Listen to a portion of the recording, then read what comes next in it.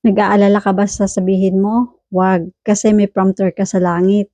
From Mark 13 verse 11, whenever you are arrested and brought to trial, do not worry beforehand about what to say. Just say whatever is given you at a time, for it is not you speaking, but the Holy Spirit. Minsan ang pinagmumulan ng ating stress ay ang mga confrontations o mahihirap na usapan. Ito man ay sa trabaho, sa loob ng pamilya, o kapag kailangan nating ipaliwanag ang ating pananampalataya. Sa araw na ito, ang utos ni Jesus ay malinaw. Do not worry beforehand. Bakit? Dahil hindi ka pababayaan ng banal na spirito. Ang Holy Spirit ang tinatawag nating advocate o counselor. Siya ang magbibigay ng tamang salita sa iyong bibig at tamang hinahon sa iyong puso. Hindi mo kailangan mag-practice ng mahabang script o mag-overthink sa gabi kung paano mo sasagutin ang mga taong bumabati ko sa iyo.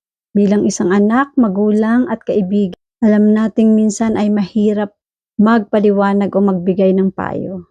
Pero paalala ito na kapag ikaw ay nasa ipit na sitwasyon, isurrender mo lang ito sa Lord. Hayaan mo ang Espiritu ang magsalita sa pamamagitan mo. Ang kanyang wisdom ay higit pa sa kung kahit ano pang pinag-aralan natin. Relax ka lang, ang Lord ang bahala sa script mo. Kaya tara, pray tayo. Panginoon, maraming salamat po dahil hindi mo po ako hinahayaang humarap sa laban ng mag-isa. Banal na Espiritu, ikaw po ang maghari sa aking dila sa araw-araw. Bigyan mo po ako ng tamang salita sa tamang panahon.